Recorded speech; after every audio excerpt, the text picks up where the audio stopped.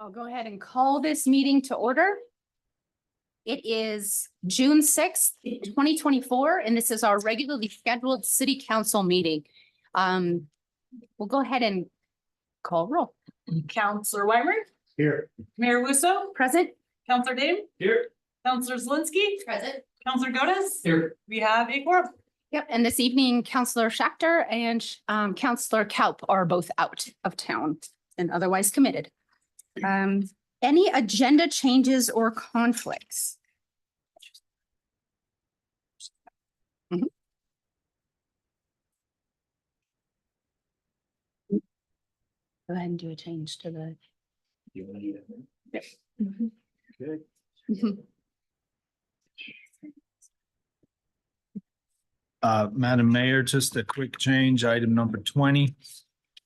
The award for the request for proposal, 2024-09 Vogler Climate Smart Workforce Housing Plan.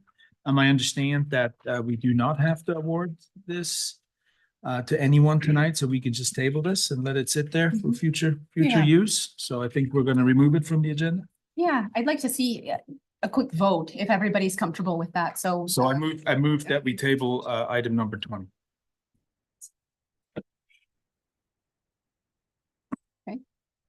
I will second the motion.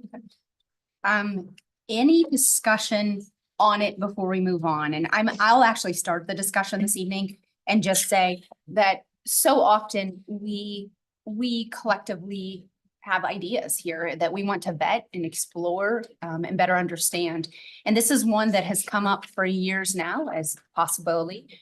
I think what we're hearing from the community, and we really want to honor that, is that the community needs more feedback.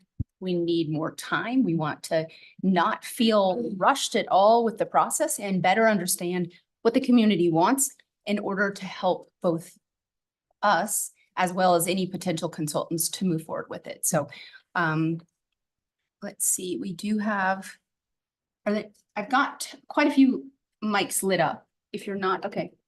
Okay, Counselor Godas.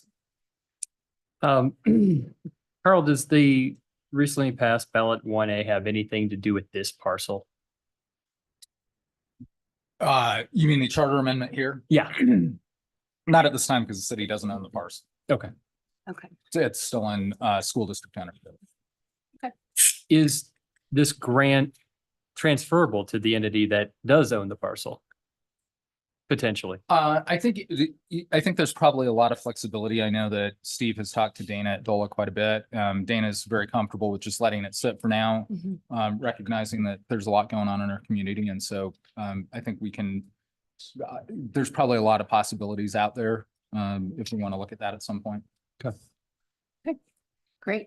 With that, I'll go ahead and call the question on moving this agenda item, kind of tabling it until we have more robust community feedback and discussion.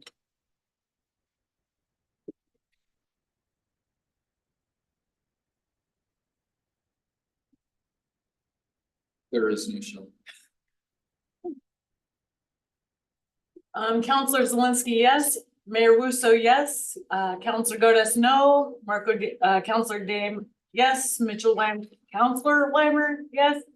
The motion passes 4-1. Okay. Any additional agenda items that people would like to change or address? No additional changes to the agenda. Okay, great. Then we will head on into item number 8, council announcements. These are for upcoming events, anything along those lines. Counselor Zelinski. Just real briefly, we've been working with RFOV up at Glenwood Cemetery to do some maintenance, some trail repair and some brush removal and reseeding and just kind of zhuzhing it up a little bit. And Mother Nature forced us to reschedule 2 of our 3 scheduled days. And so there's an added day occurring on June 12th, which is next Wednesday. Available if anybody would like to join up and volunteer. You can go to the RFOB website, look at their scheduled projects and sign up at that time. Really gratifying work and it's awesome. Like you can see a significant improvement from when you arrive to when you leave. So I highly encourage participation. Any other council announcements? Okay, then we will start with citizens appearing before council. As a reminder, these are for items not on this evening's agenda. Is anyone here for items not on the agenda? Okay, we'll close that portion of the meeting. And now also we will not do portion number 10, which is council response to public comment, since we did not receive any. There should be comments. I will return it back to council for a motion to approve the consent agenda. Oh, thank you. Madam Mayor, I would like to move that we approve the consent agenda. Yep, all items. I second. All those in favor? Aye. Any opposed? Motion passes unanimously. May I have a quick comment? Yeah. Thank you. I just want to point out that Chris Lehrman was appointed to the DDA authority with this motion in our consent agenda. I had a nice chat with him a week or so ago, and I think he'd be a great addition. So thank you for applying. So we will now move on to the actions and or presentations part of the agenda. And the very first item is item number 12, update on mental health counseling and school resource officer SRO funding from the Roaring Fork School District RE2. I know we have about 3 people here in the audience who are going to be presenting to us. And just a quick reminder, if you can let us know your name, your You bet. organization, and then school, whether or not you live in city limits. Sure thing. I'm Anna Cole, superintendent of the Roaring Fork Schools. I do not live within city limits. With me are 2 of our Board of Education directors. I'll let them introduce themselves. Hi, Jasmine Ramirez, school board member, District D. So I represent the Glenwood Springs Elementary, Middle, and High.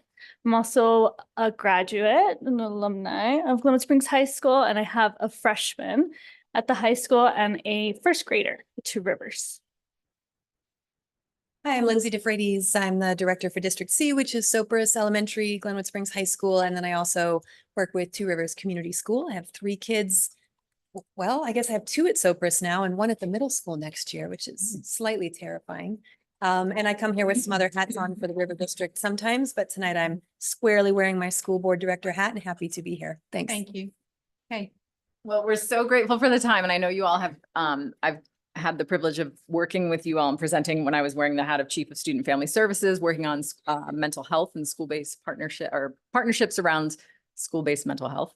Our intent tonight was really to check in, provide some updates, let you know about some of our some of the tensions and the limits that we're grappling with around 2 programs that we partner with the City of Glenwood Springs on that we believe are really powerful, high impact programs for our kids, for the community.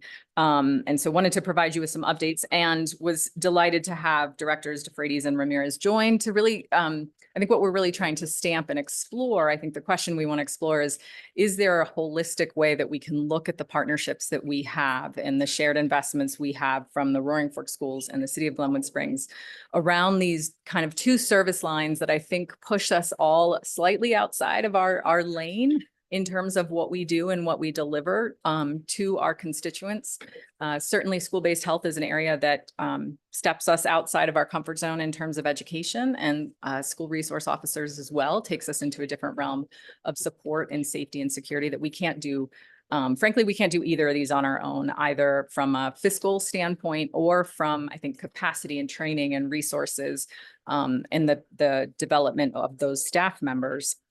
We have, so really our intent today is to kind of, again, build relationships, make sure you know the faces who represent Glenwood Springs within the Roaring Fork Schools, which is you may or may not know, moves from West Glenwood all the way up to Basalt. So we have in total 14 schools, almost 6,000 kids. Next year, we'll have children from the age of 6 weeks to 21 years that we'll be serving. So we're opening some infant programs, which we're really excited about. So we just wanted to really establish those relationships, raise awareness of kind of where we are on some of these current programs and some of the stressors and risks we see to their continuation.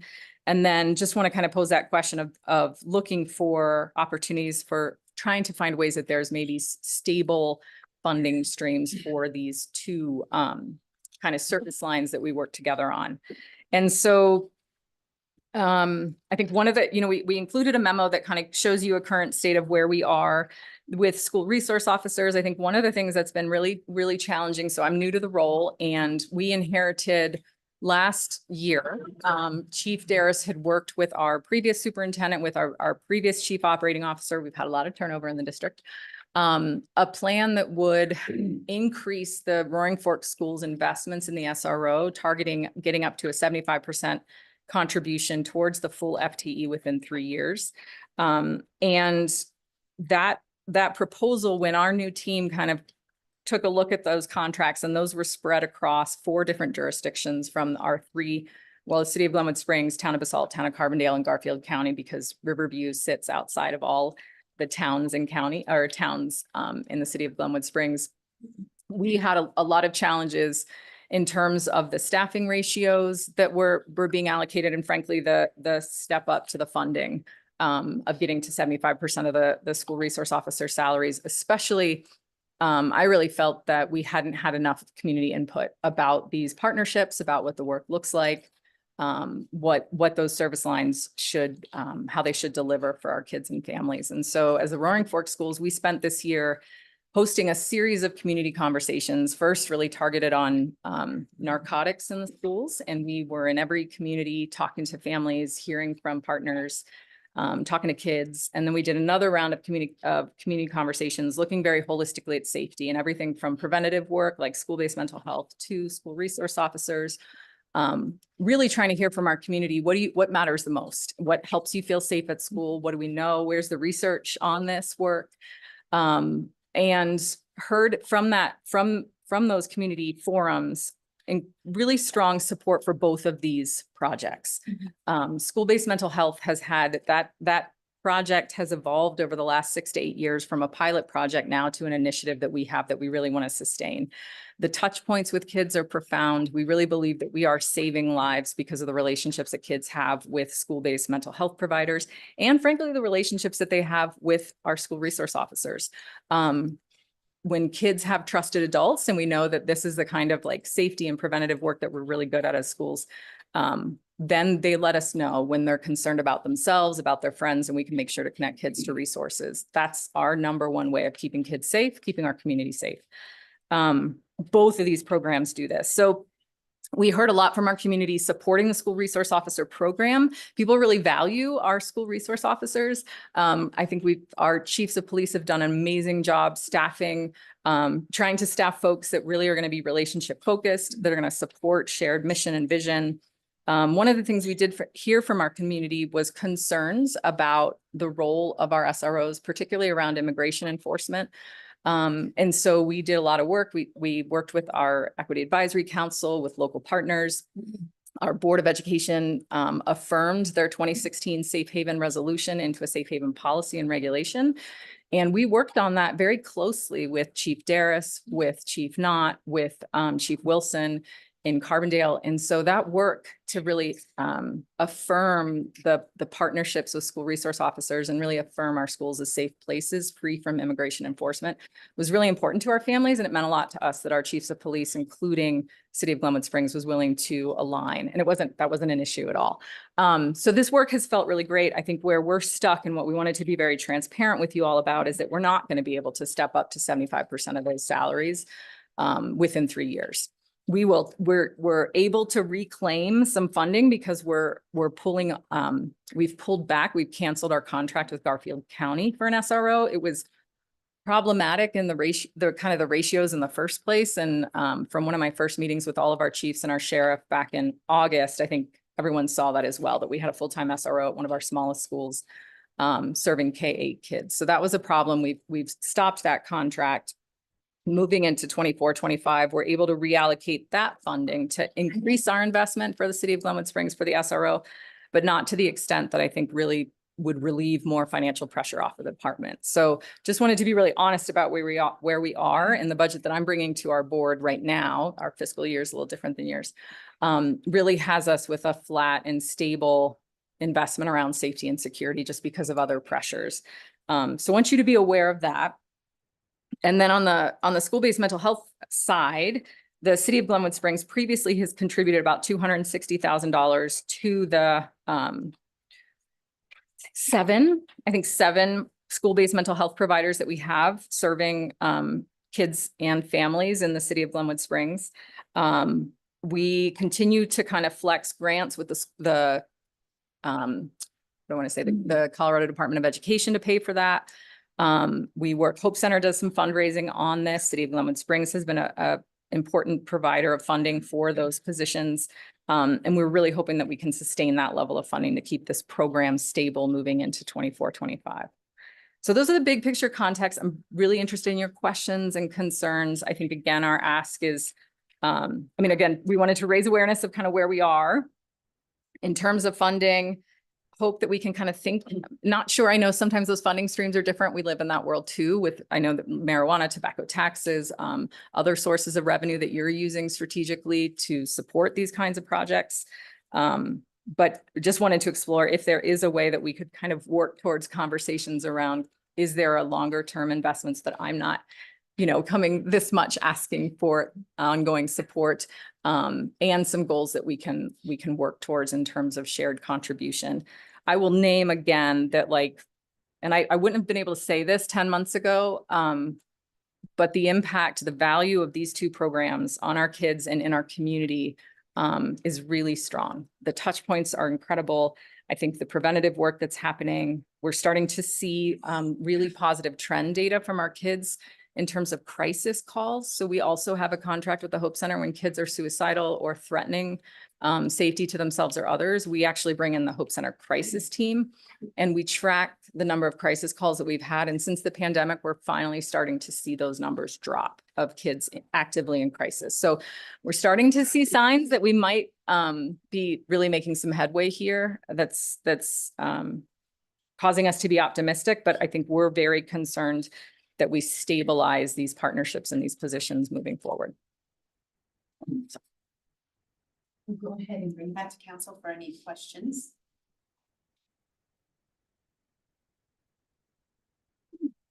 I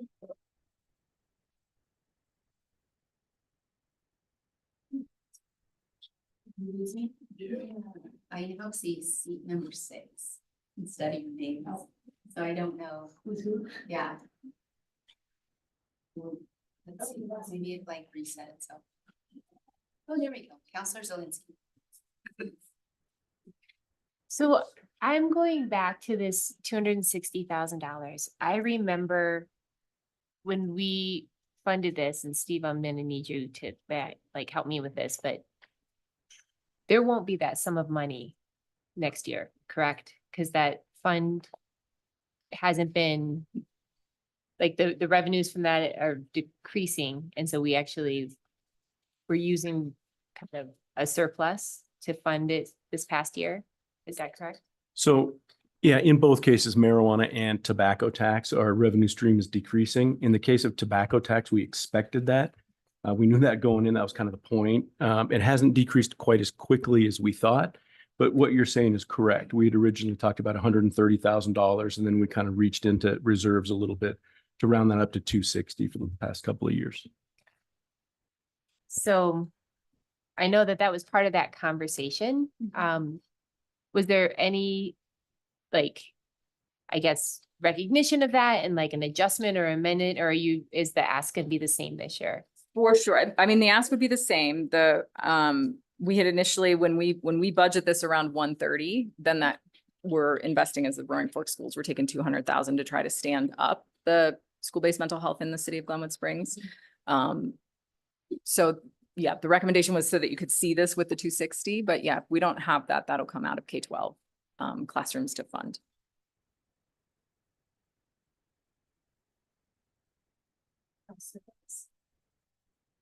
Steve, where did, before we passed the tobacco tax and I guess the marijuana tax before then, where did the money for the SRO program come out of? It's And in how our much police does that department. cost? I'm sorry. It's in our police department. Okay. It's part of an officer salary. And that officer salary is offset partially by this? Okay. And so before that, the police department bore the entire weight of that. Okay. How much sorry, maybe it's in our thing. How much is the SRO officer cost? Yeah, I think it's in your staff report, but we pay 75% Huh? of that currently. We pay 75% of that cost, and school district pays the other 25, I think. Yeah, and in the memo, you can see the numbers that we're working off of. I don't know how accurate those are with you all, but you can see what we've budgeted for 24-25 in terms of the contribution for Glen was about 47,000. And we recognize, I think the other important piece that we know about SRO salaries and benefits is that is just salary and benefits. It doesn't include the cost of training and vehicles and equipment and all those pieces as well. So that's often why we get to that. Boy, that looks closer to 50 or 47%, but I know that there's more investment in those positions from the department. Any additional questions? And any thoughts from staff on this at all? Yeah, I can't see them. There we go. Seat number 3, also known as Councilor Wyman. Seat number 3.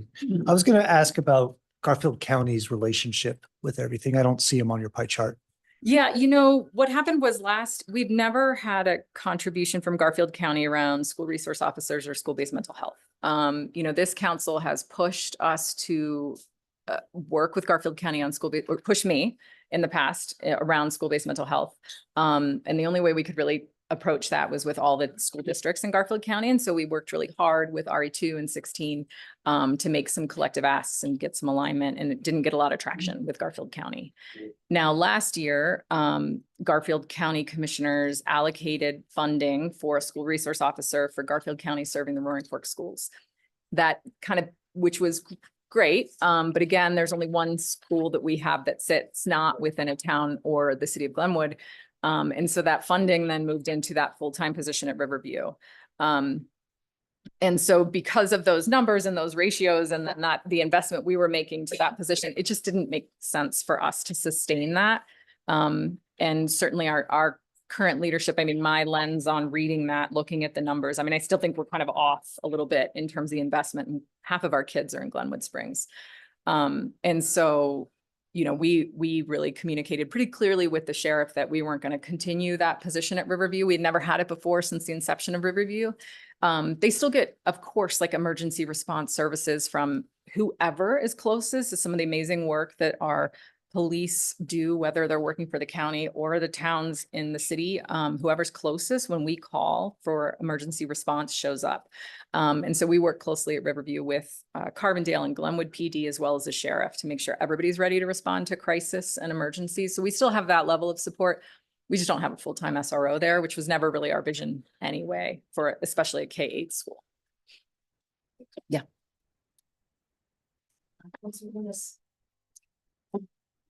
And sorry if I'm missing the numbers again, but 260,000 is what currently comes out the tobacco marijuana fund for school-based mental health funding, and approximately, according to the memo, 50,000 for the SRO, correct? 50,000 is this is why we think like holistically, is there a better way to do this? We write you a check for the 50,000 for the SRO. You send us money for school-based mental health, and then you pay the bulk of the SRO. So it's a little there's a lot of interesting money moving back and forth between our organizations on these partnerships. So if my numbers help me, math guy, $150,000 for the SRO salary and benefits. School district pays 50 because they're paying 25% of the SRO. Okay. And then the 260 that's in our staff memo, that is just for the mental health. Okay. That's thank you. correct. That helps me.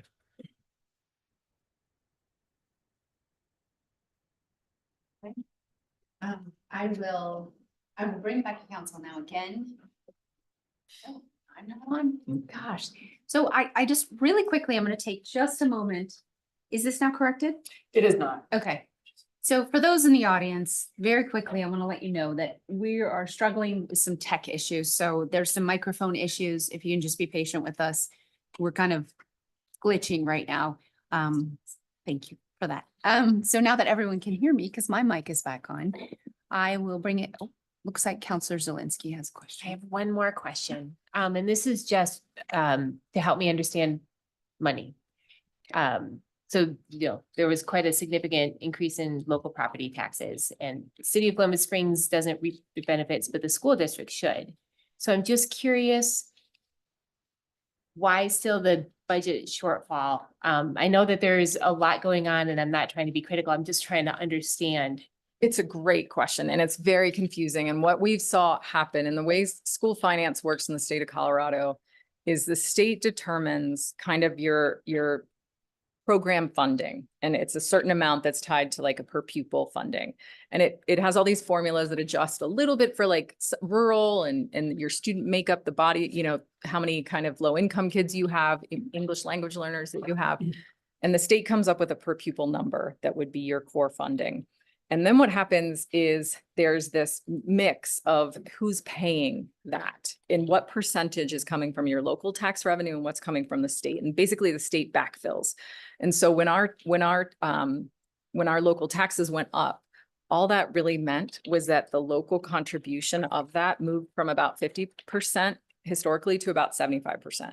And so what it really did, we're not seeing a significant increase overall in our total program funding, but we're seeing that a higher percentage of the funding that we're receiving is coming from local tax revenue versus the state. So the state is contributing less to our schools than they did in the past, and our local community is contributing more, although our overall revenue is not increasing that much. Understood. So it's a super fair question, and everybody's feeling it, right? Like homeowners are feeling that acutely.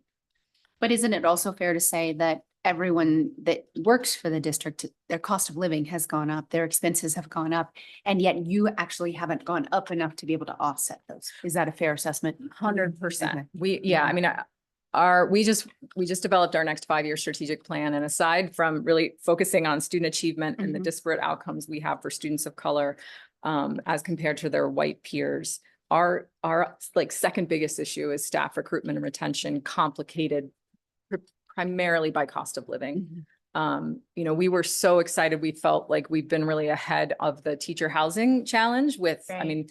We've had over 56 units that we manage across the valley. And we just opened the lottery for an additional 50 units in Carbondale, our Meadowood project of teacher housing. So 50 units, 1 bedroom, 3 bedrooms. It's beautiful.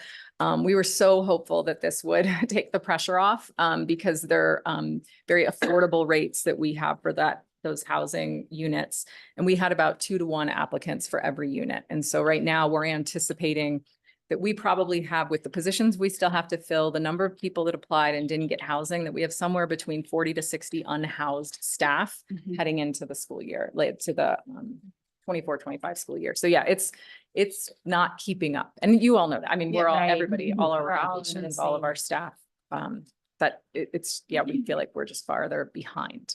So one more part of that question, so the school district budget hasn't increased, but really the state education budget should have a surplus or have more money, maybe not a surplus, but have more. Are you seeing any optimistic moves towards supporting some of these ancillary programs? That's such a good question. There's always some efforts, I think, from the state to infuse some grant funding to this kind of work. I just saw today another announcement and I'm trying to remember where this was coming from and which agency was going to provide more funding for kind of to prevent youth vaping through school-based mental health, which we're like, awesome, this program, we will apply. And when it came down to it, we started looking at the numbers for our size district, and we will absolutely apply when that comes out. They were looking at probably the maximum we could apply for is about $750,000 over 3 years.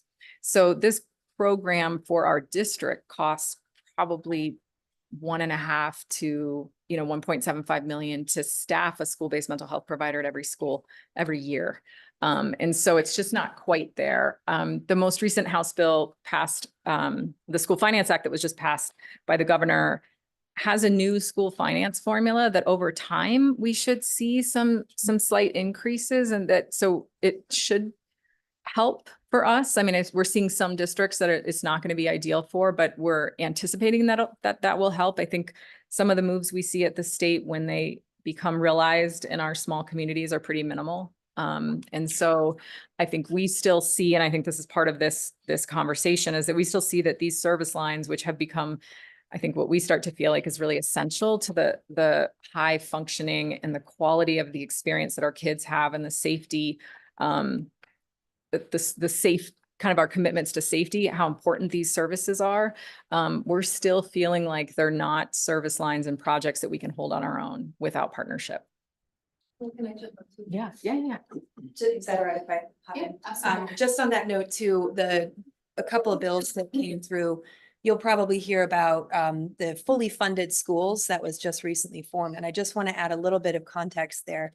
It removes the negative factor of school finance, which is one of the things that works against this, very counterintuitive. If we're getting more property taxes, why aren't we getting more money? But I just want to identify that even though that's signed into law, that is now stabilizing us going forward. But Colorado as a whole is running at what, an 18-year deficit since that's been in 20 plus.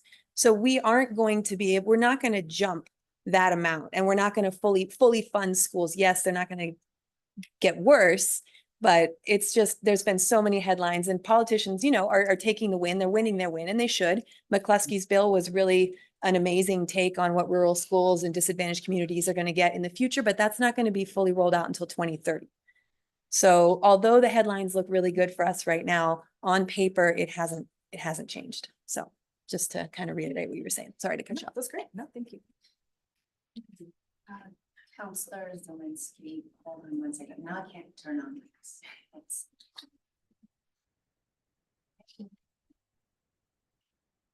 I think it's not loud. Yeah, I know. I think the mics aren't working.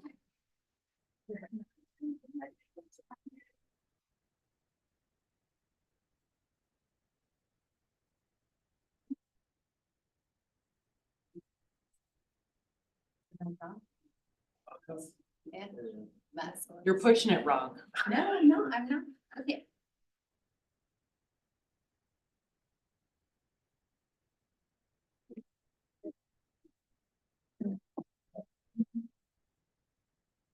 Do you want to jump in and fix No, it? I'm good.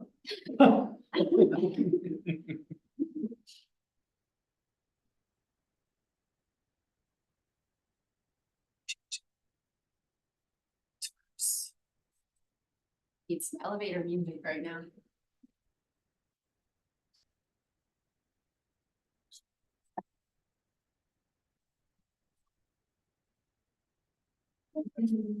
Oh, I'm on. Oh, good. I'm green. Great, so do it. Speak. So the reason I'm asking all these questions is because I recognize the value of what you're providing, and I very, very much want to make sure that it's fully funded. I am also aware of our city budget, and I question if we have the resources to do that. So that's why I'm like, what other pots can we mine from? Where can we help you find this money?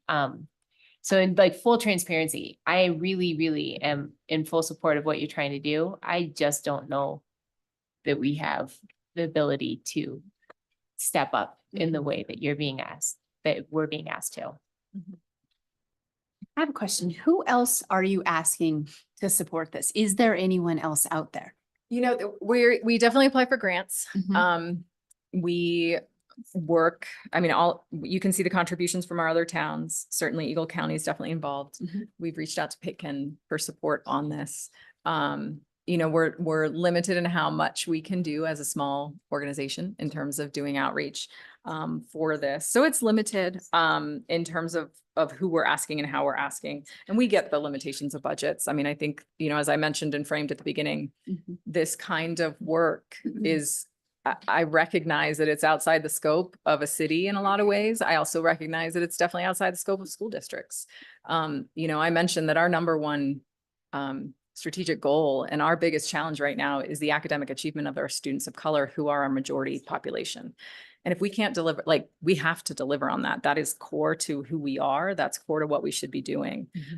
We are happy to partner to provide access to integrated health services. We know how important this work is. It is not our core duty to the community or the core task that we have.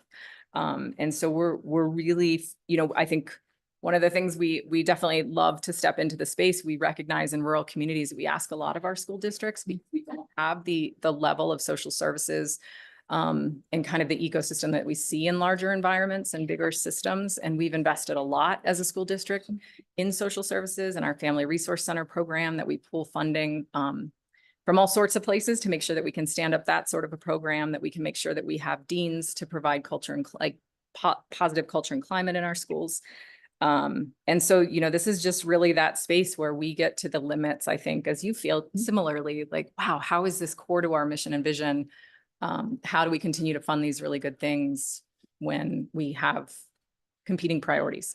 So super sensitive to that, knowing, where our number one kind of goals and challenges are. And knowing how this supports it too, right? Like knowing that this is underneath kids we can't move the needle on student academic achievement if our students aren't well. And this is a really important part of that. And so I think it's, and we're not alone in grappling with this. I think we've heard this national conversation about how do kids get access to mental health services? How do kids and families get this? How do we destigmatize this? I think through these partnerships, we've found a nugget that's golden in terms of service delivery models, in terms of access, reducing stigma. We see it's really important to us that when we're leaning in on initiatives that we see equity of access for all of our kids, and the usage of these services reflects the diversity of our kids. So our Spanish speaking students of color are using school-based mental health just as much as our white kids. That's really important to us. And so we really do stand behind these programs. We know they work. That question of like, how do we fund this with these, piecing it together and patchworking it together is really sticky. Counselor Dem. Thank you. Oh, I'm sorry. I cannot like. Oh, there we go. Hold on, there it is. I have to do something here. Okay. I'm Cool. Why, but like, So if I say the name, can you do it or can you see on your? I think when you push it, my thing lights up and then I have to hit, okay, so I'm just Says watching that. And then Perfect. this is updated and we should be good to go on that as Thank you. Okay. Thank you. So Councillor Zelinski kind of opened that can, and I'm curious now, where could we fund this from? Because obviously our tobacco and marijuana fund is low. Yeah, so we're just going into budget season here shortly, and you guys are going to have to weigh this against a lot of other Yeah. priorities. So I think we'll have pretty detailed discussions about that. Marijuana and tobacco are a very natural fit for this. But we could subsidize from the general fund, or there's probably a couple of other places that we can talk about. What's the forecast for Tabasco marijuana? You're thinking? Tabasco. Tobacco. I like hot sauce. Okay, Hot sauce now. that's right. Yeah, it's hard to say. We're kind of running year to date, maybe 10% below last year's numbers. 10% below. Okay, cool. Is Thank you. Is this appropriate, in your opinion, that we do a work session and we, somewhat further along in the budget season where we better understand what our options are for funding this, and we have a full council and we dig in and really make decisions? Yeah, we do work sessions and we'll do it in the meeting in July. We only have one of those, both meetings in August and both meetings in September. And what if we put something, during that time specific to this item? Sure. Yeah, I'm throwing that out on the table. I'm not sold on it, but I think that, yeah. Go ahead. I'm gonna let you jump back in. I was just, something we've discussed and that's been a reality for our school district is the amount of turnover that we have seen in some leadership positions. And so some of the agreements, the long-term budget plans that may have been entered into with previous administration, we're working that out and we're kind of discovering where we can build those partnerships going forward.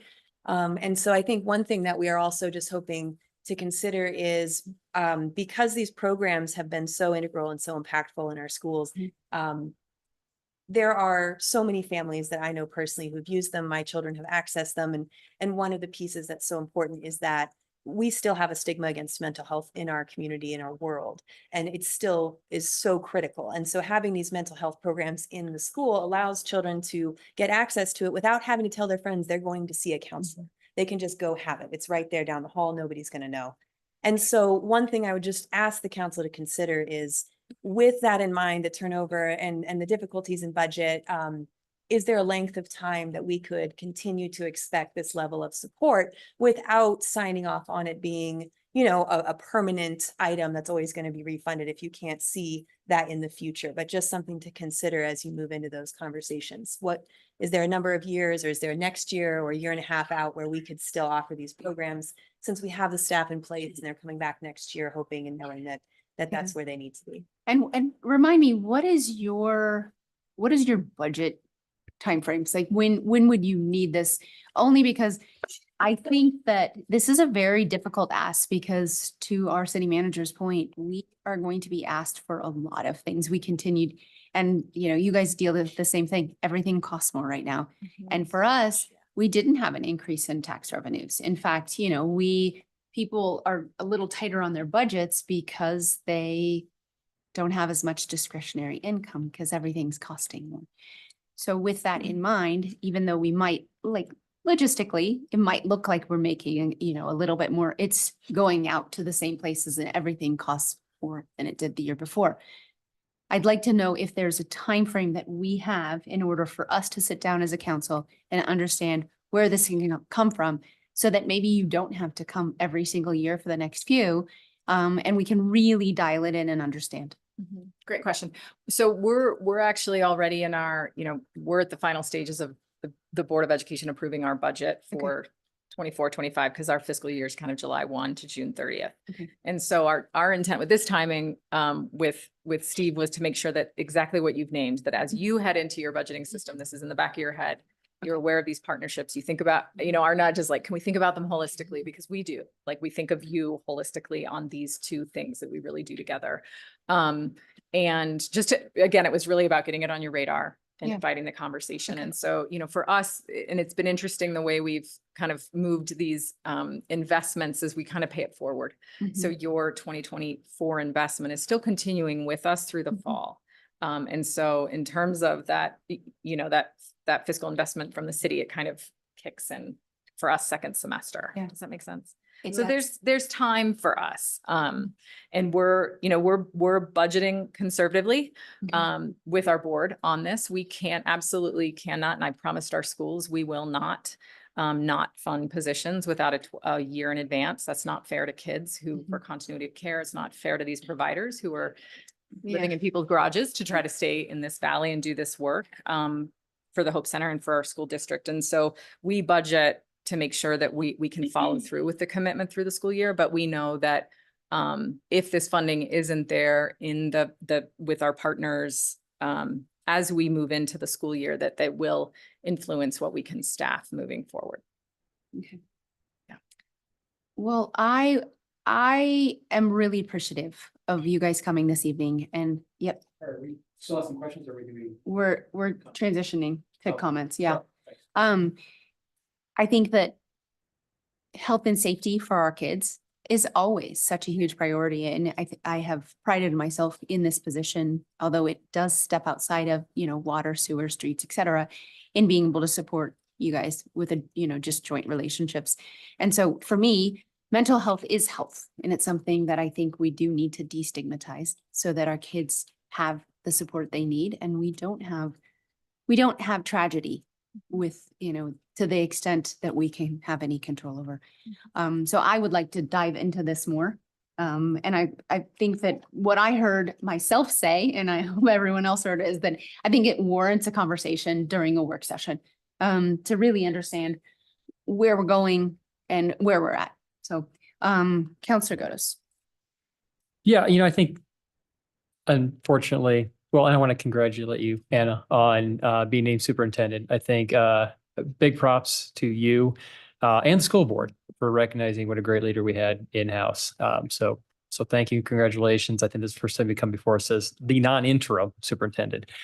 I think that speaks to one of my, I think part of the struggle is this kind of cliff, this mini cliff that we're looking at, is because, you know, this was a conversation we had with Rob Stein 3-4 years ago about their need and where do we best put this money in our community. And then Rob left and we had another superintendent, and then we had an interim superintendent, and then we have, well, it's the same person, I guess, but that's a lot of change. And I'm sure there was an MOU, but a lot of this history gets lost of, hey, here's what we're going to fund, but it might not be forever. And so it feels, it's not fair. And yeah, we do have to find the money somewhere, but it feels like we're pulling the rug out a little bit from something we've invested in. If, my suggestion would be we just commit to funding it for in the 2025 budget, because your school year is it transcends that. So really, we're not talking about a lot more money for 2025. Additionally, it's not the full 240,000 if we don't want it to, because we can give you half of that. That will take you through the 2024-2025 school year, correct? And I had an idea like, oh, let's do a soft landing. If we want to scale it back, 75% of that the following year. I think that's, Miss Mayor, I think that's a Madam Mayor, excuse me. I didn't mean to. Yeah, totally. I like Miss Mayor too. I think that a work session's appropriate to find out, where continued funding, but I think for tonight, I would, I'll just do it. I'll make a motion that we provide $130,000 of continued funding. Well, you're asking for the 240 for the 260, correct? We're not here for an action item. They're not. No. Yes, there's Oh, ads. there's no ad. Yeah, Okay. Yeah, Well, then, yeah. Yeah. Put it on your radar. And Got it. so rather than just putting it off and not having anything where we actually discuss it and talk about it, I'm suggesting a work session where we dial it in. And we all hear everybody, you guys would be more than welcome to come to that. We'd love to hear your feedback. And then at the end of that, we can put it on the agenda for that evening and take action. I like it. Okay, do you want to make a motion about a work session just to do it? No, you can just, I'll leave it up to you. Great. I do want to talk about the SRO though, because SRO is mentioned in this memo and I'm a little conflicted about the SRO. And I don't know if we want to have that in as part of the work That'll be session. part of the work Yeah. session. Okay, Yeah. great. Yeah, thank you. Perfect. Thank you so much for Thank coming you. this evening. We appreciate the work you guys do for the community.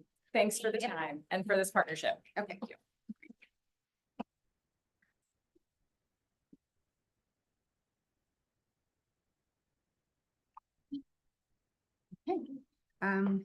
Our next item is the update on 27th Street underpass.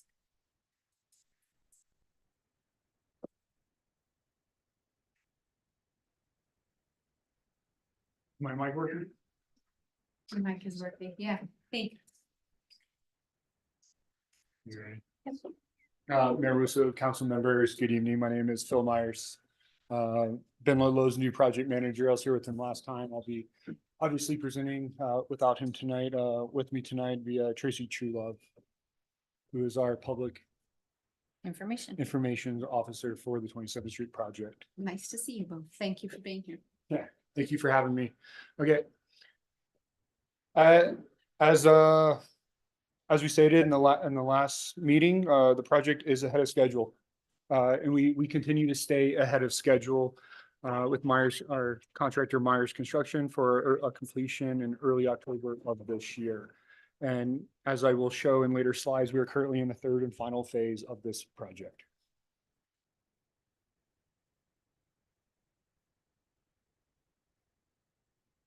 Here you can see the pedestrian portal that's on the east side of Highway 82. Currently, the stairs are being currently the stairs, foundations for the stairs are being poured. That was actually what's happening today. So this whole area will, over the next couple of weeks, will start to change very rapidly. The stairs going in, landscaping starting to go in. We have, you'll see on the next slide, skip to that one. You can see the ramp that we have that goes from the BRT station down to this underpass. As a second option to the stairs has been graded as well. We're starting to get into some of the final parts of this project. Please. Okay, one big thing we have done working with the city and RAPTA operations, a lot of the area and driving services that were previously interrupted, especially to the Up Valley side of the BRT station. a lot of concrete has been placed and driving services has been given back to our bus drivers.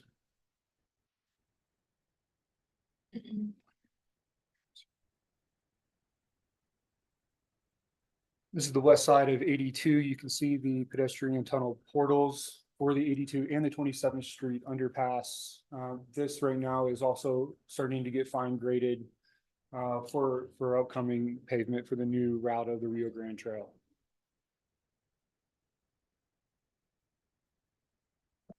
Excited to announce that we are currently in the final phase of the project with the successful closure of Highway 82 prior to the Memorial Day weekend in order to change the traffic pattern at 27th Street.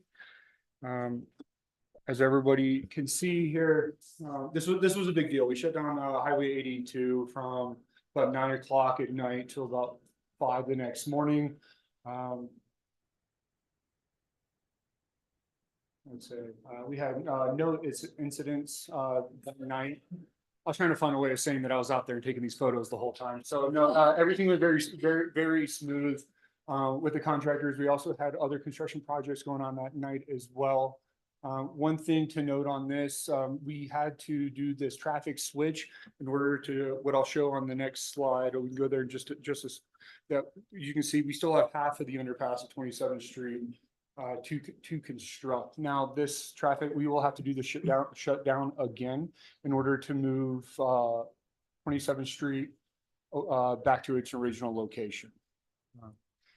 But as you can see on this slide, you could see, can everyone see? I know they're very faint. Apologize for not making them darker, but the orange lines that go across. So that'll be what we will be starting excavation on Monday for.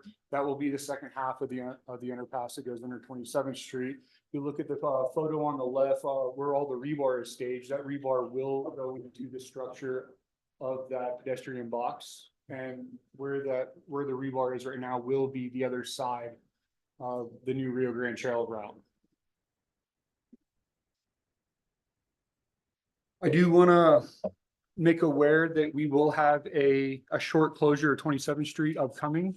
We have final utilities. I like using the same final. I know this is I'm new to this project, and council members and the city has been dealing with this. I get to come on towards the end of this, but we do have final utilities that'll be going on over at the BRT. So we will have to shut one side of the platform down. We have worked with the city again and raft operations to mitigate impacts, disruptions to riders for that. Is there? Let me jump in. Yeah. We also, Go ahead. tonight we have, actually Comcast has oh, it was last night? Last night. Oh, I thought it was tonight. We got confused. Anyway, well, clearly nobody was mad about it because. Running together. That's how we like them. I know, right? What?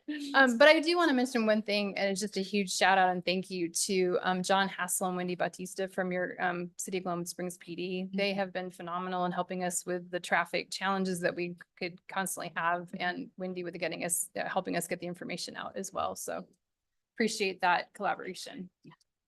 And I guess questions, is that where we're at?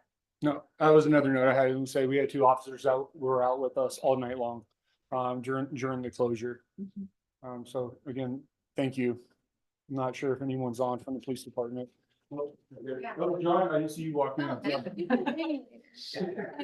So thank you. You didn't say how good my haircut looked. Mayor, council members, questions about the project? Oh, there you go. One Notice. question, one comment. Comment first is anytime that the project staff can minimize shutting down 27th Street up Valley Lane, the turn lane, it's really helpful. Because yesterday I was stuck through 3 stop and go lights. And so I don't know if maybe you can shut it down even before, because if I hit that roundabout on 27th Street, it just, if I'm going into town, you know, you have one lane. So all the up valley traffic and then, you know, the 2 or 3 people trying to turn left, I would have totally gone to 23rd Street, which is probably where you want me to go anyway. So if you can minimize those downtimes, that's super helpful because that gets way backed up. The other question I have, I know it's outside the scope of the project, but while you have equipment there and mobilized, is there any way you guys could pick up your tracks on 23rd Street as well? I don't need an answer right now. Think about it for your next update, but it's really nice not having those tracks on 27th Street right now. Just would like to ask, 23rd Street. We currently don't have any work going on down there. I No. understand. No. Okay, so, I said it's outside your scope. okay, got What I'm it. saying is while you have gear there Okay. and a paver and whatever, I you want got to grab what you're those saying now. tracks. Yeah. They're yours. You can have them. We don't want them. Okay. I have one question that constantly comes up. Okay. Why did you guys do an underpass versus an overpass? I get that question so often, so let's just put it on the public record. I think I talked to the same person that you did. Well, There's a I've talked to a couple lot. things, there's a couple things that Yeah. float out, and you might want to use your engineering, but you have to look at the ADA piece of that, right? Okay. Like, look at what happened in Granite Bay Bridge. We ended up having to put in elevators. Yeah. Pretty soon. I also think that the geography of the area Mhm. made an or an overpass a more, I do know ADA was one of them. This obviously was a little before my time on the project, and I know it's one of the hottest questions in social media Mhm. and on every page, every social media platform, Yeah. people commenting and asking. Mhm. One of the biggest was for ADA, Mhm. and then we wanted to, if I understand right, you have a little more time on this than I do, history, that we want to make this as accessible from the trail Mhm. as possible to making it to the BRT station. What was one of, what do you say, one of the main objectives. And also I do believe, before my time I moved here, there was an accident, there was a death in that area. And we wanted to understand that, people are going to choose whether to use it or not, but they have the option now to go underneath and maybe a little bit easier to access than climbing up and over. Yeah. Okay, yeah, I can see how, I think so often if we don't have the education on the why, it's really easy to make assumptions or to be critical.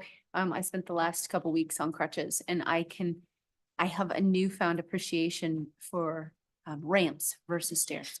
And I think that for the rest of us, it is an inconvenience. This has been hard. It's been hard for our police department. It's been hard for RAFTA, and it's been in particular hard for the commuters up and down the valley. But to your point, this was deemed one of the most dangerous intersections, if not the most dangerous intersection by Chief Darris and Chief Wilson, and probably Hassel would also agree. It was a dangerous and challenging intersection. And as we continue to promote transit, we do understand the need for it.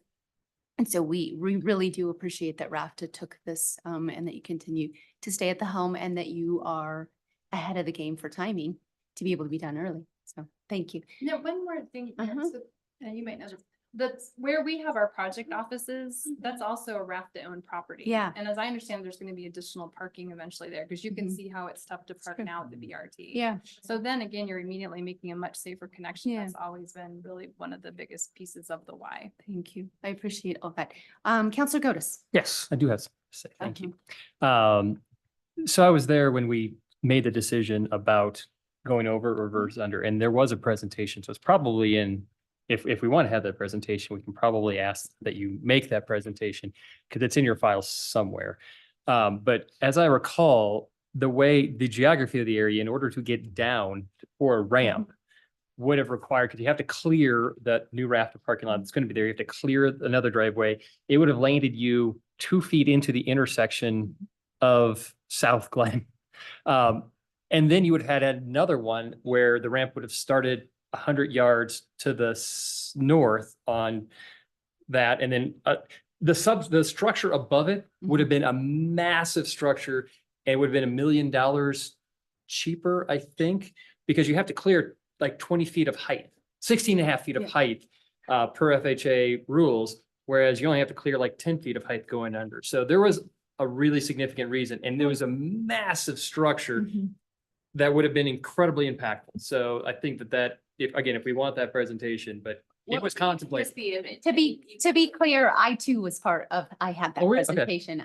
Because I was part of all the funding. And Okay. I think that my goal this evening was not to educate me, but to educate the community who might be watching. And I would encourage you guys, if there's opportunity, just make sure that people know that it wasn't just simply because you like underpasses. No, I Thank understand. And with 82 being, say, I don't want to say the only, but Mhm. the main corridor to Yeah. Aspen, any oversized loads, I mean, we can completely just, Sure. yeah, we limited any oversized loads going past 27th Street if we did that. Sure. Thank you. Thank you guys so much for coming this evening. We appreciate you. Okay, moving on to item number 14. This is the Historical Museum Strategic Plan.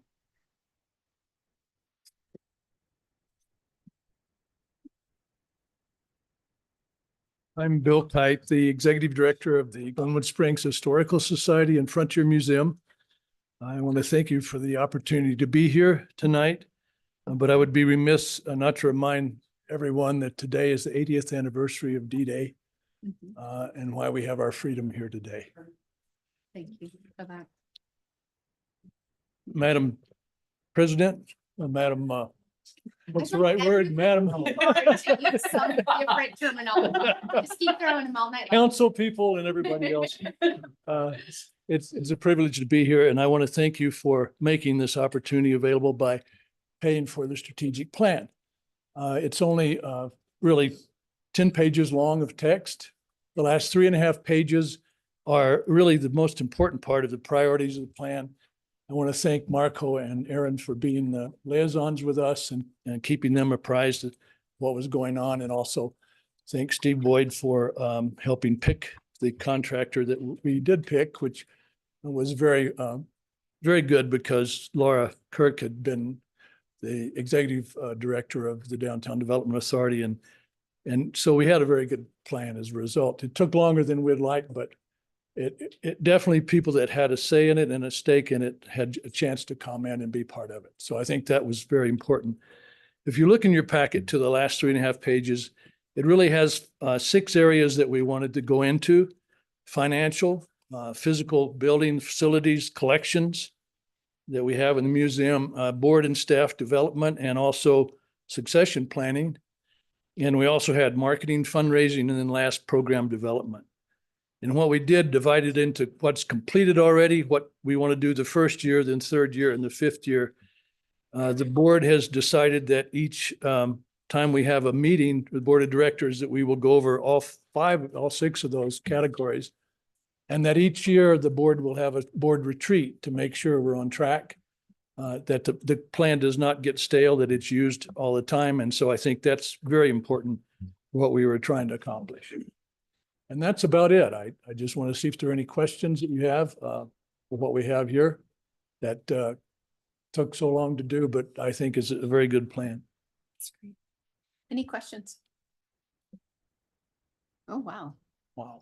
Yeah. Well, you asked us to do this and we did it, and Yeah. I'm proud of that fact. And we'll now ask you to allow us to be part of the budget process with city manager and discussing what our needs are based upon the plan Yeah. into the future. So thank you very much. Appropriate. Well, I will just say thank you. Thank you. Please extend our gratitude to all who helped and supported. This is collaboration. This seems like this is how groups and organizations work best for the good of the whole community. Well, thank you. Appreciate it. Thank you. Thank you, Bill. Okay. Your mix. What a difference a year makes. Absolutely. Very briefly, and I don't usually do this midway, but I just want those who might be in the audience for item number 20 to know that we have postponed that. That will not be discussed this evening. So there were a few that walked in late, and that's simply that. I'll discuss that later on why, but I touched on it already. That's not going to be on. Okay, item number 15, update on summer construction projects and impacts.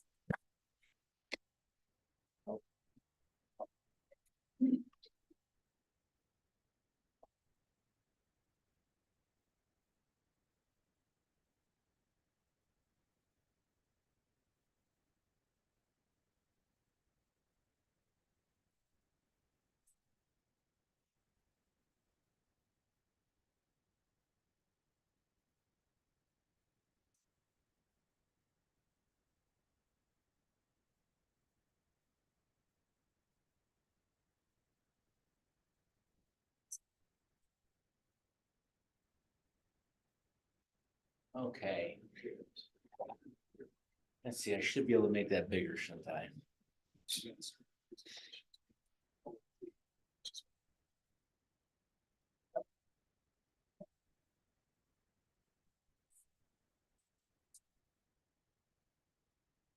There's a little bit better. Hello, Council, Ryan Gordon, city engineer. We have seen this map before. Several months ago, I presented this map, so I wanted to use this as sort of the background here to kind of talk about everything we have going on. So diving right in, I'm going to start. Where am I going to start? I'm going to start at pump station 11,000. This is our sewer wastewater plant or pump station, excuse me. So the building has gone up. You'll see a lot less disturbance over there. Plan for that is to around mid-August to be completely done. So making great progress. The trail should be open here in the coming weeks. So again, a lot of great progress. The Oasis Creek pump station up at the top of the page. There is a building associated with it. That building has been up and planning to energize it mid-July. So again, making really great progress there. Devereaux Bridge redecking project. So Devereaux Bridge is currently shut down right now for all traffic, both directions. Project actually has become less complicated than initially thought. This bridge will be open for Strawberry Days. It may not be complete, but the bridge will be able to carry traffic, both pedestrian, vehicular, and emergency access. We think it's going to be completely done by Strawberry Days, but it may not be done. It will certainly be done by July 4th. But rest assured, for Strawberry Days, it will be open. So that's very positive news. A-line break, similar story as last time. We're waiting on traffic control. Traffic control in the valley is extremely difficult to get. You need to have specialty traffic control for highway construction. The city it will be self-performing this. We've done quite a bit of work on the city side of the fence. Again, waiting for that traffic control. We are thinking it's going to happen and be completed mid-July by August. I'll give you an update the next round if that actually occurs. So the debris flow mitigation projects, the ones to the west are basins B, C, and D. Those are currently under construction right now. So you'll see some more red scars on the ground. We're building big detention bonds and moving a ton of material. So in progress. Basin A, which is above our water plant, bids are out and due next week, and we should start those imminently. Plan is to have all those debris flow basins wrapped up by the end of October. 6th Street and North Landing, we had a discussion today at work session. We are looking to award those projects. We got bids back, looking to start that project later this summer. With wrapping up construction next year. So again, a 2-year project on that. The downtown alleyways project, looking to have that awarded here in the next little bit with construction starting this summer and potentially spilling into next year. The Riverview Drive Stormwater project, that we have a contractor selected and award. That project should start mid-July and should take about 6 weeks to complete. The 3 Mile Confluence project, we are working through the details on the drawings. So we're in mid runoff right now, and we're having a pretty aggressive runoff. That may or may not change the conditions of what we can and cannot do. We're going to finalize that scope and bring it back to you guys for final look over. But again, we have to kind of wait till the water comes down to see if something changes from what we had originally planned. So I'm leaving Blake Avenue. I wanted to leave Blake Avenue for the last time. I think I'm there. So Blake, we've been working on for about 4 weeks, started on 24th Street. So on 24th Street, we have completed all the sewer work. We have completed most of the storm drain work. Our plan is next week to connect the storm drain coming down 24th to the infrastructure in State Highway 82. There will be some modest amount of lane closures on the shoulder on 82, but that really should wrap up. Our plan is to I should say our plan, it's the contractor's plan, but I'm taking credit for it. The plan should be that we're going to be completely done and out of 24th Street by the 1st or 2nd week in July. That means all the underground work should be done, all the curb and gutter sidewalk, and then pave the entire road. Really positive news. The end deadline of towards the end of October is still there. A couple of things to mention. We have added the block between 23rd and 24th on Blake to this scope. It's an addition that we've just recently added, that able to do that for a couple reasons. We have a big DOLA grant for this work, which allowed us to have additional funds to be able to complete this work. So really positive. We're gonna knock out another really miserable section of road in Glenwood Springs this calendar year. One thing to mention that will have an impact to our public, we are one-waying Blake Avenue from 24th to 26th. It's already one way from 26th to 27th. We will be implementing that one way of Blake in the next coming weeks. We're starting to move effort onto Blake. Blake is not very wide anyway, and so we need the real estate, and we're gonna implement that one way here ASAP. So that's really a quick, brief rundown of the projects. Looking for any questions that I can answer. Any questions? Counselor Zelinski. Oh, Me, three? three. Oh, look, you're now Counselor Zelinski. Yeah. I've never looked worse. Counselor Weimer. Ryan, can you just repeat again what you're bringing into scope? The 24th? Yeah, right. So the initial scope was complete rework of Blake from 24th to 27th. We have extended that from 24th north to 23rd. 4th north to 23rd. Thank you. Yep. This list is impressive. However, I'm curious where 6 and 24 footpath is. Yeah, so we are in the process of finalizing the design. Okay. Our intention is that project will be completely designed this year and go through the proper reviews, and then we'll be out for construction next year. To remind council, one of, I won't say the challenges, but one of the nuances is we are in the process of going through the devolution process of 6 and 24 with CDOT, which means the city will take ownership of 6 and 24 from Donegan all the way to exit 116. That's a piece that has to be completed prior to us going out to bid. Okay, great. Yeah. And what's the timeline on that? So we should have the design of that stretch of the road done this year, with plans to be bidding next year and construction next year. The devolution. The devolution. When does it become ours? Yeah, we've been trading back and forth with CDOT revisions to the language, and I believe we got second or third round from CDOT, and we're reviewing and sending back. So it should be wrapped up relatively soon. I'm no longer going to say dates with CDOT because things are fluid, but Cool. I think we've gone through all the big hurdles. Okay, awesome. Counselor Godus, AKA seat number 7. No? Okay. It just came. Okay. I want to add one thing to address something that Counselor Godus brought up to our RAFTA folks regarding the tracks between on 23rd Street. So RAFTA is working to remove the rest of the rail line through Glenwood Springs from 23rd Street all the way down to 8th Street. We've been in discussion with them about how to put things back on predominantly 23rd and then at Riverside. So that should happen after they're done with the overpass project. They didn't want to do both, so.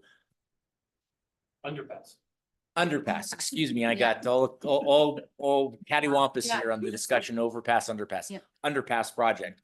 So that will happen next calendar year. Okay, perfect. Stay where you are. Southbridge update. Southbridge, I'm just gonna leave this up here. It's not related to Southbridge, but instead of fiddling with technology here. Yeah, so Southbridge update, a bunch of things are kind of moving at the same time, right? So we are finalizing the IGA between City of Glenwood Springs and CDOT. In fact, that's in your packet to review. We have a few little minor things to change. We think there's some math issues. I think there's some erroneous dollars that have been stuck in there, and then some other items with regards to some of the other language in there. But again, that is the first step and really a critical step for us to move forward with getting the money funded for the project. Working with FHWA and again CDOT on 2 other pieces. So one is the grant agreement, which again will line out how the monies are spent and allocated, and then what's called an advanced construction letter. So that will allow us to use grant money or more specifically, are matching money towards the grant for things like right-of-way acquisition and the redesign. We've been going back and forth with Jacobs to rescope and have additional, scope and fee for the redesign effort. Looking to have them under contract. Again, it needs to happen post, once we get the IGA in place, we can kind of get moving with Jacobs. Any work we do on Southbridge prior to those agreements in place are funds we can't either use against the grant or get reimbursed. So we need to kind of get that in place. So a lot of things are kind of moving at a pace to get into place. The other thing is, so this June 17th from 6 to 7 at Sopos Elementary, we're having a meeting with the Cardiff Glen neighborhoods. There's three HOAs out there. Have a meeting with them to discuss the project, its impacts, and what may be included or what may be excluded from the 90% drawings to what is going to happen now. So looking forward to having a really robust discussion with the residents in that neighborhood. We've continually have conversations with businesses, property owners, and citizens, really just to give people an opportunity to opine and give them exposure what the project's all about. So that in a nutshell is kind of the Southbridge update at this point. Yeah, we turn my mic back on and we also turn Counselor Zelinski's mic on. Thank you. Did you need like any representation at that June meeting from like us? I'm not in town, so I'm just curious. I was like, because that's our neck of the woods. I don't think so. Okay. I'll discuss this with Steve and others, but I don't believe we do. Really, it's a chance to really bring them up to speed. We really haven't any robust public meetings since we've kind of gone through the grants or the redesign. So it's an opportunity to communicate with the neighborhood what's kind of the latest and greatest. Got it. Okay, cool. I just wanted to make sure I wasn't going to be in trouble. Okay, perfect. Look, oh, good, I'm on. Any additional questions for Engineer Ryan Gordon? Okay, thank you. Thank you for both of those updates. Absolutely. Thank you. Thank you. We will move on to item number 17, Financial Advisory Board approval of grant funding recommendations. Yeah, Steve Boyd. Thank you, Madam Mayor. So each year we have money from the Tourism Fund and the A&I Fund that we allocate to discretionary and tourism grants for organizations doing work in the area. Those were due in April. Our Financial Advisory Board has had, I think, 3 meetings where they've talked through those. They have a recommendation that's in your packet. So unless anybody wants to talk about any of those, I think we just need a motion in a second and we'll send them the money. Counselor Zelinski will turn on first. Counselor Godus will turn on second. That's the order. Okay. It'll just stay on. Yeah, I'm fine with that. Danielle, could we We just all just stay turn on? everybody on because now all of a Okay. sudden he's on too. Hold on one second. Something's going on with the mics. I'm on. Mhm. I can make the motion. Make the motion. And then. Okay, Madam Mayor, in item 17 on tonight's agenda, I would move that we approve the Financial Advisory Board grant funding recommendations. I second that. All those in favor? Aye. Any opposed? Motion passes unanimously. Can you? Okay, good. Great. Look, Sumner's on. I don't know what's going on. Something's going on with our mics. I'm trying. Yeah, Based on Yeah. this meeting, it's not working. no, there's something going on, so it's cool though. We will. Oh, you know what we didn't do? We need to go back to, I'm sorry, we're gonna have to go back one item to Southbridge. We have not been doing public comment. And yeah, and we had said that we were gonna do public comment on these items, so we'll go back to Southbridge. I think that there may be somebody online who wants to do, yeah. So, we're gonna bump back to Southbridge and just see under attendees. Does anybody want to, please raise your hand if you want to make any public comment. Meryl Glickman. Sorry, and thank you so much for your patience while we buzzed through without it. So if you want to turn on Meryl's mic and give her 3 minutes. Am I unmuted? Yes. We can hear you. Yes. Okay. Okay, just a few little updates, because I have been leading the charge to put the HOAs together, and I have succeeded in that. As Ryan said, there will be a meeting on June 17th. Ryan got the location. I put together the groups. All 3 HOAs are interested. They're very concerned about the impacts that this will have to our neighborhood. And I don't think they were unhappy before the plan, but I think there's a definite concern as I begin to talk more and more. I've talked with Cardiff 1, and I've spoken just yet the other day with Cardiff 3, Solstice, and they want to have an hour-long deep dive with me before we meet on the 17th. I'm going to disagree with Ryan, with all due respect, and say that I think that we might want some people from City Council to come and understand what is being proposed. We're hearing more and more comments about worrying about rush hour in our neighborhood with the school and the church and people going in and out in timely manner when it comes to ski season. People are leaving and it's rush hour. It's also been mentioned that the coke ovens on the National Registry, which have recently received cash infusions, will be bringing more traffic. And it's been stated from both directions. It's in all the literature.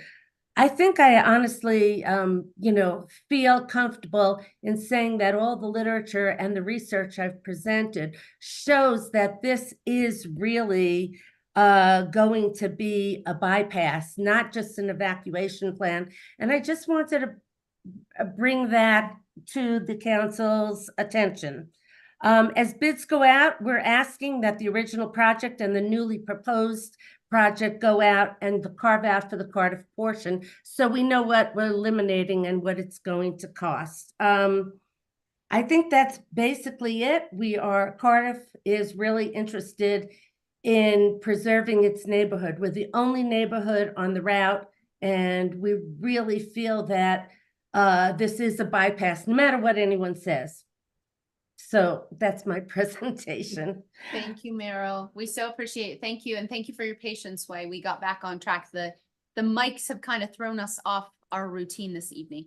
So I'm going to hop back then to the Financial Advisory Board approval of grant funding and make sure that there's no public comment on that. On the background. Yeah. We will, if you want to make a comment in council comment. Lori Chase, President of the Glenwood Springs Arts Council, and I am grateful that you have approved our funding. Thank you. Perfect. Any additional comments on the Financial Advisory Board approval of grants? Okay.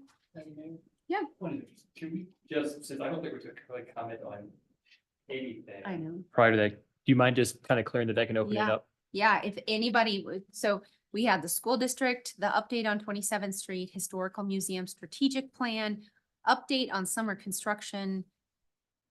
Any of those items, anybody wanted to make public comment on? We had planned to do public comment, but the mic situation kind of threw us all, in particular me, for a loop this evening. So, okay, great. Thank you all for your patience with that. So we will move on then to item number 18. This is the award request for proposal RFP. No, we do need, we need to vote. Yeah. Oh, okay, we haven't voted yet. Okay, great. So Financial Advisory Boards, we have a first or motion and a second. Unanimous. Okay, great. We did? Yes. We need a lot of help tonight. This is, we're frazzled. We did. Go back to tape. Yeah, we're frazzled tonight. Super quick, just oral vote. Yeah, okay, great, perfect. I thought that, but I was not trusting myself. I had amnesia or Anesthesia. That's what I had. Anesthesia. Tabasco? Okay, we're gonna have to get serious again. Item number 18. This is for the downtown alleyway, block 44 and 45. I think we've got Steve Boyd here, we've got Jillian here, we've got Ryan here. I think that there's a lot in the house for any additional questions. You want to go ahead and present this? Sure. This was the subject of an earlier work session today. We've been working on this project. It came in over budget. We've done some value engineering, and I think we've figured out how to pay for it. So if anybody has any questions about this project, Mayor Wusso, you're right. We've got plenty of people in the house that can answer those. Yep, absolutely. Counselor, no, he's not. Okay, Do you have a question? No, I have a he's motion to just- make. okay, we'll go ahead and, yeah, light him up. Can we take public comment first? Absolutely. Yeah, any public comment on this? Close that. We'll look for a motion. Okay, thank you, Madam Mayor. Item 18 on the agenda tonight, I would like to move that we award the proposal to Gould Construction. Proposal 2024-05P Downtown Alleyways Block 40 and 45. 44 and 45 based on the value engineered amount and not to exceed that amount of $2,163,870. Can I just get you to modify award to approve? It's a little glitchy thing with our friends at the state. What did I say? They would just like it to be approved, not awarded. It's a term of art for them. Oh, I see what you're saying. Oh, approved. I moved to approve the proposal. Thank you. I did not know. Yeah.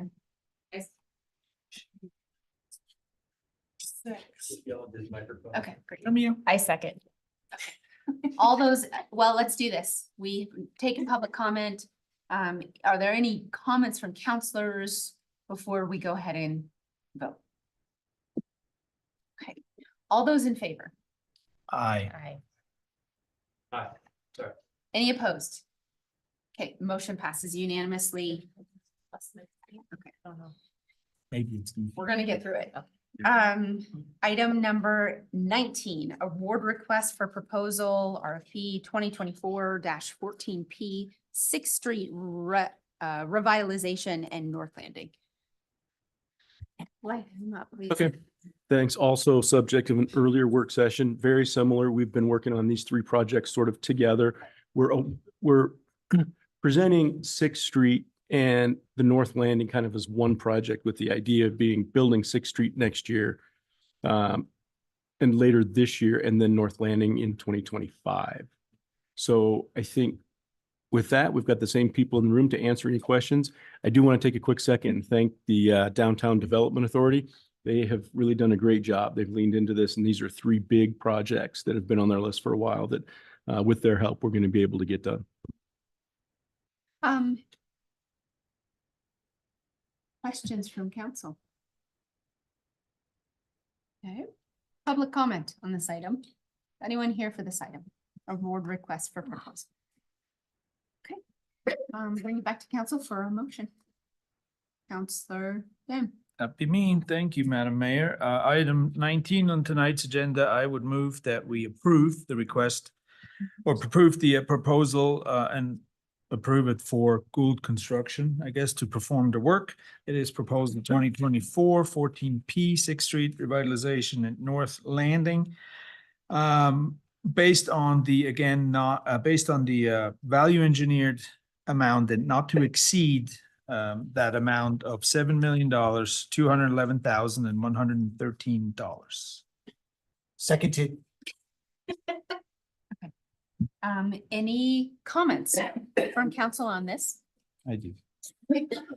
Just a quick comment. I've been seeing this for a long time now. I was in the original redesign committee in 2017, and it took this long to get this actually on the dais, which is absolutely amazing. I want to commend the DDA for their work they put in is unbelievable. It's a phenomenal board.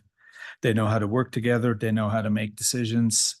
Thank you so much for basically given up all your money except for your reserves to move forward with this. This is amazing. I'm looking forward to the final product. And again, thanks to all. Counselor Cotis. So I think the memo I'm looking at, you said 7.2 million, Marco? 7 to 11 is what I was. The number wrong? I don't know. I see the total revised project in our memo that's under the 5.6 million. That's for, that's, yeah, this is you combined. I see. Thank you.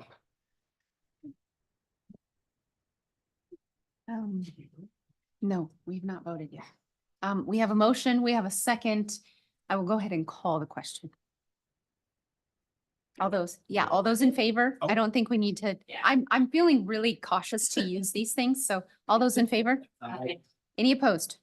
Okay, that motion passed unanimously. And for those out in the audience at home or who watch this in 2 weeks or 2 months, thank you for your patience while we have major tech issues this evening. They are unexpected and hopefully we'll have them resolved by the next meeting.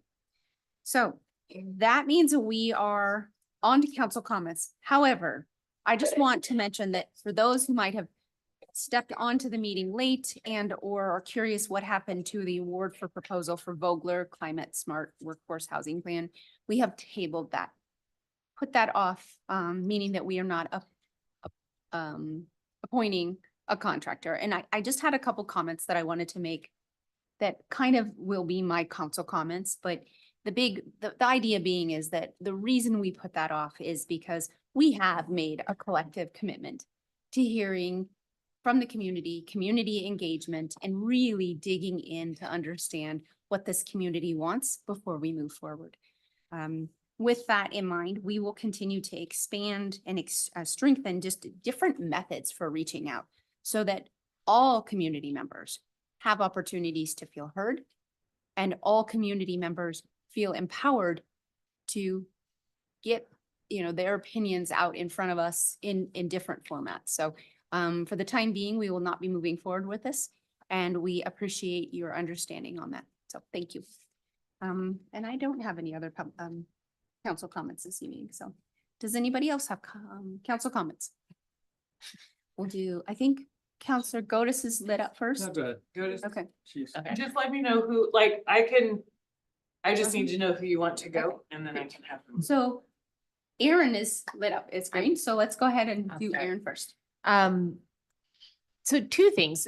First of all, I'd like to address the comment that was made from the Cardiff Glen neighborhood. That is my backyard. Midland Avenue is my backyard, literally my backyard. So to say that it doesn't impact is not 100% true, although I'm sure that it feels that way, and I'm not trying to discount that. But all of these decisions have been taken, very gravely. And what I want is not what I'm here to do. The community, the larger community has spoken very clearly that this is of great concern and seen as like a need for safety. Will it be used in multiple ways, not only the one way that it was intended? Absolutely. Absolutely. That doesn't discount the purpose of it and why the community has pushed so hard for it. So, there's always unintended consequences. Nothing is perfect. We are not in any way discounting the impacts on any community or any neighborhood. And so I just wanted to just stress that and just say, I feel the pain too. And so I sit here in empathy. And, it is very important to me that we make sure that everything that we do very much reflects the quality of life for every neighborhood, not just the ones that are impacted, not just for the people passing through. So I just wanted to just touch on that. And then also, I had the pleasure of getting a little tour out to South Canyon to see the bike paths and kind of see firsthand some of the revision plans for that project last night. And that was awesome. That area is beautiful. It's being used I was shocked at how many people are out there using it. And so I think it's an incredible community resource, and I commend everybody that put out their energy and effort into making that happen. That's all I got. Counselor Goodis. Yeah, I guess my comment is maybe a little bit related to your comment, Madam Mayor, on the last item, the proposal for Vogler Climate Smart Workforce Housing Plan. You know, I always saw that as part of the entire confluence development, so I wasn't even that hot on chunking out a big piece of it. But, you know, it grates on me when I hear people say the community has told us this. The community doesn't tell us this. The community hasn't spoken. The ballot language 1A or whatever it was did not address land that we don't own. It didn't address land that we do own that we want to do something with. It addressed land that we own that we wish to dispose of. So it had nothing to do with this parcel. Now, a bunch of people, older people, retired, showed up primarily from the Cowden Drive neighborhood and the Cardinal Drive area that evening, and that we had a conversation about upzoning. That's not the community.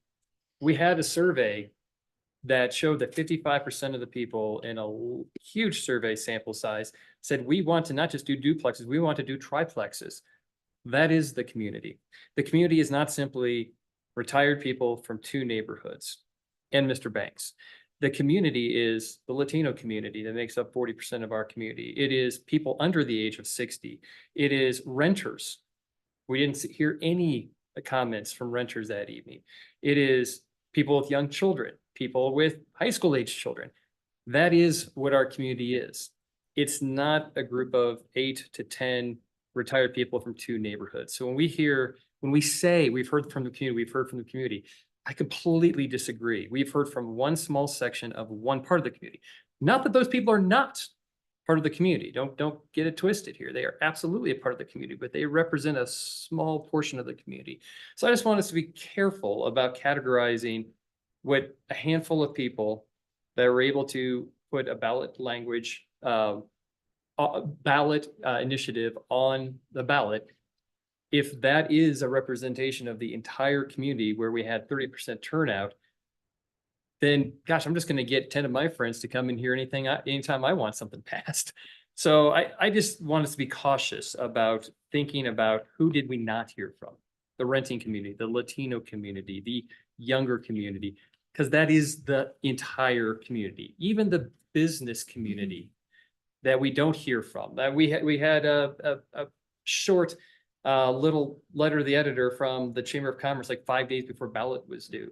We haven't really heard from the business community about what they think. So until we do and we get a broad representation, I think it's dangerous to say we've heard from the community, because the folks that we've heard from represent a small part of the community. And so yeah, that's what I have to say on that. And I also wanted to say that totally off subject, but we were talking about downtown alleys today earlier. And I think that when we talk about alleys, the smoke alley, a lot of that alley is taken over by smoke railing that doesn't really have seating. It's kind of like a storage busing station. And 4 or 5 years ago, Riviera had the same thing where they had a lot of part of 7th Street banked off for chairs and patio tables. It's just that were tied up with a bike lock.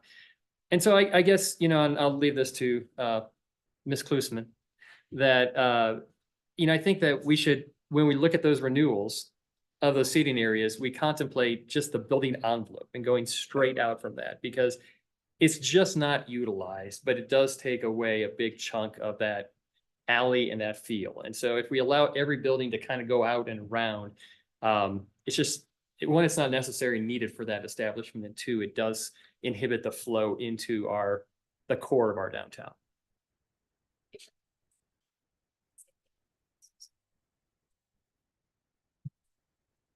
You want to turn on Aaron's mic so that they have a conversation to everyone? Yeah. Oh, I can say it. I guess. Yeah. But you can. So I'm going to say it. There you go. I just was saying, like, I remember when we talked about these leases, it was, we specified that we did not want that to be used for storage. So if it's being used for storage, it's actually against the terms of the lease. And so we should probably. Or should be. Yeah, you can say what you can say. Just say it. I'm just like, Or maybe proactive and it has to be used for seating, because if it's just there not being used for Right. storage, then it is taken away from the public use that everybody else has to enjoy. So I know that Smoke has removed part of the railing. You can see where the holes were. So if they are not using it for seating, then we should ask them to remove it. Okay. You can turn Jonathan's off. Thank you. Okay, before I pass it on to city manager and city attorney, I just want to address Counselor Godus's comments, and that is that indeed there is a very active voter contingency. But a ballot is a ballot and a vote is a vote. And if people want to be more engaged in other demographics, then I think it's our responsibility as a council to make lots of different opportunities for education, meet people where they are, and hear from everyone. And to your point, you did make certain valid statements that I think that a certain group shows up more, but if that's who's showing up and they're choosing to vote, then that's the democratic process. And I hope that as we move forward, we, which is what I said, as a collection of our council, has made it a huge priority to hear from everyone, to show up where they're showing up instead of making them come here, because people don't really come here. And that's what we continue to hope to do before we make big and influential changes to the vernacular of a community. So hopefully, hopefully everyone hears that. And that is that of those people that you expressed don't always show up, let's find a way to connect with them. Let's find a way to help them be heard. So thank you. City manager, Steve Boyd. Thank you. Just a couple quick things. We interviewed a person for a GIS job, and a funny thing happened. We liked him a lot, but there was somebody that was more qualified that we gave that job to. But we thought, this person might fit our economic development position a little bit better, urban planning, really analytical. So we asked him to apply. We extended an offer to him and he's accepted it. And I think he starts on the 24th. Hannah, is that right? That's awesome. Yeah. I would get up there. Yeah, no, he's going to be good. That's great. Yeah, cool. So the second thing is we are going to experiment a little bit with, these cameras and speeding tickets and stuff. And I just wanted to ask Acting Chief Hassel if he'll just kind of explain a little bit about what the tickets are going to look like, how it's going to change, and what it's going to mean for City Council. I'll come up here because I don't have a microphone. John Hassel, Police Department. If I'm not mistaken, we're talking about the downtown parking tickets, not the speeding. Okay, yeah. So starting June 17th, if anyone hasn't seen our Facebook page, we are changing the look of our tickets. They're going to be automated. We're able to be a little more consolidated and concise with our citations. They will not go through the municipal court. They are done by a private company.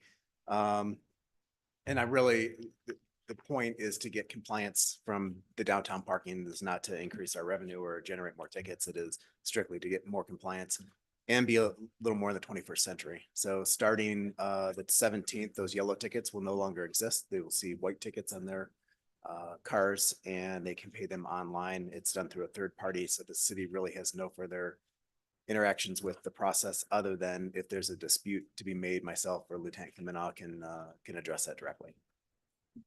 Great. Any Thank questions? you. Any questions? Thank All right, you. thank you. Any other updates? Nope, that's it for me. Thank you. City Attorney Carl Hanlon. I just wanted to follow up a little bit with what Ryan was saying about Southbridge and some of the agreements we're working on. We're really getting into a phase where my office is getting deeply involved and I have about 150, 200 pages to go through. All of these things are really lining out how this is going to work moving forward. You're probably going to see that either at the next meeting or the meeting following that. We may do a work session on them. Just so that you understand kind of, I think it's important. It's such a big project. I think it's important that we all understand the mechanics of how this is working. And so from that standpoint, we're kind of at a critical phase on what's going to lay out the next several years of our lives. So I think that's great. I also appreciate the support for staff looking at that West Glenwood fire station site and continuing to find a home to do that. I think that's everything I have. Thank you. Okay. And we didn't have any correspondence in that. So, council social event. Not sure we have one tonight, Madam Mayor. I will not be Miss Mayor, Madam Mayor. Ingrid. President. President, Madam, Miss Mhm. Mayor. Totally. Miss, I had knee surgery 2 weeks ago.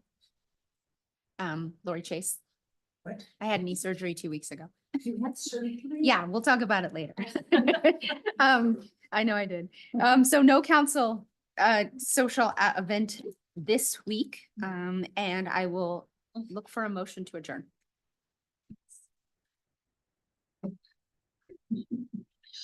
I so move. Seconded. All in favor? Aye. Aye. Any opposed? Okay. Thank you all so much. I want Have to a great say. night and thanks for your patience.